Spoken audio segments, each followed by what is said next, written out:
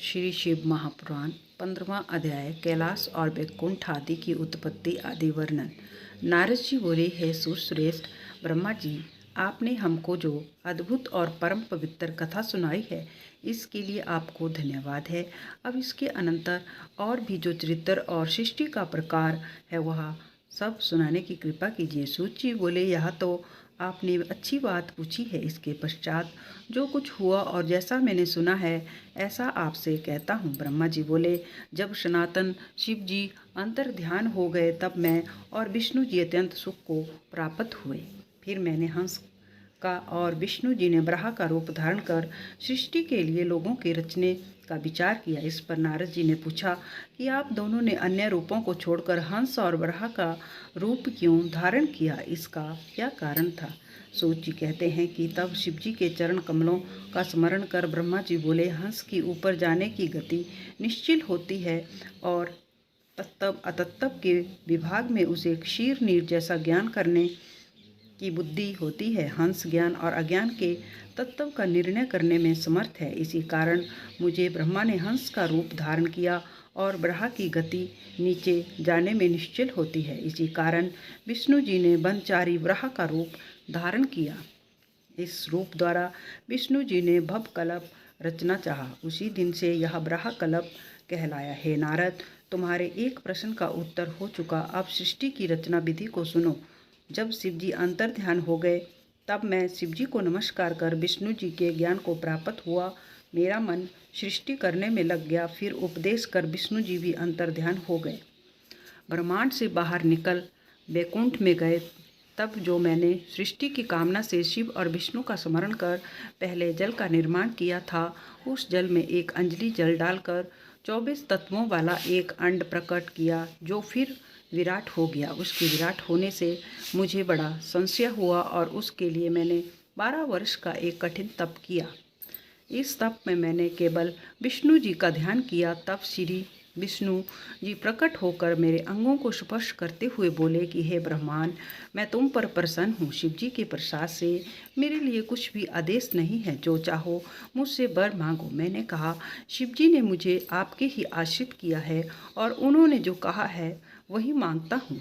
यह जो 24 तत्वों वाला अंड विराट हो गया है और इसमें चेतना नहीं दिखाई देती है, इसको आप चैतन्य कर दीजिए। तब शिव जी का ध्यान कर विष्णु जी अनंत रूप से उस अंड में प्रवेश कर गए। फिर तो उस अंड से सहस्त्रों सिर, सहस्त्रों नेत्र, सहस्त्रों चरण सहित अवयव निकलकर पृथ्वी को चारों ओर से घेर लिए। विष्णु जी सातों लोकों के अधिपति हो गए।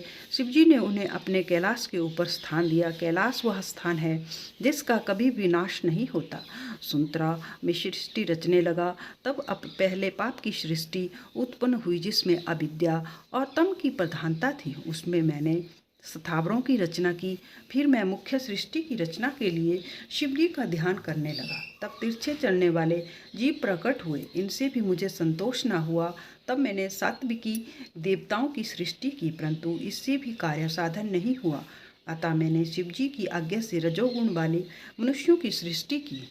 इस प्रकार जब मेरी 5 प्रकार की सृष्टि हो गई तब मैंने सर्गों की रचना का विचार किया। तब महत् सर्ग, सूक्ष्म भौतिक सर्ग और तीसरा वैकारिक सर्ग उत्पन्न हुआ। फिर वैकारिक सर्ग के प्राकृतिक सृष्टि 8 प्रकार की हुई और जब इसी प्रकृति में विकृति हुई तब नवा कुमार सर्ग हुआ, जिसका वर्णन करना कठिन है। फिर उपयोगी द्विजात्मक सर्ग हुआ जिसमें सनकादिकों का महान कुमार सर्ग हुआ। ये सनकादि मेरे ऐसे मानस पुत्र हुए कि जिसमें महान वैराग्य संपन्न था। जब मैंने उनसे सृष्टि रचने को कहा तो उन्होंने वैराग्य दिखाया। इसमें मुझे अत्यंत क्रोध आया, यहाँ तक कि मेरे नेत्रों से आंसू की बूंदें टपकने लगी। तब विष्णु जी ने आकर मुझे समझाया कि शिव जी का तप करो। मैंने बड़ा तप किया। तब मेरे बोहों और नासिका के मध्य से त्रिमूर्ति अर्धनारीश्वर महेश्वर अपने पूर्ण अंश से सबके ईश्वर, अजन्मा, तेज की राशि, साक्षात उमा के पति, सर्वज्ञ, सबके कर्ता, नील लोहित नाम वाले शिव जी प्रकट हुए। उन्हें उन्हें देखकर मैं प्रसन्न हुआ और कहा कि अब आप ही अनेक प्रकार की सृष्टि कीजिए। तब वे देव महेश्वर अपने ही तुल्य बहुत से रुद्रों की सृष्टि करने लगे। यह देख मैंने उनसे फिर कहा कि हे देव, अब आप जन्म मरण वाली प्रजाओं की रचना कीजिए। इस पर करुणानिधि महादेव जी हंसने लगे और बोले कि नहीं, मैं ऐसी अशोभन सृष्टि ना करूँगा कि जो कर्म बस दुख के सागर में पड़े। मैं तो दुखियों का उद्धारक हूँ और उनको अच्छी तरह गुरुमूर्ति के द्वारा ज्ञान प्राप्त कराता हूँ। अतः दुख रूप वाली प्रजा का निर्माण आप ही कीजिए। मेरी आज्ञा से तुम्हें माया की बाधा न होगी। ब्रह्मा जी ने कहा कि ऐसा कहते हुए नील लोहित भगवान शंकर शीघ्र ही अंतर्ध्यान हो गए। ओम नमः शिवाय।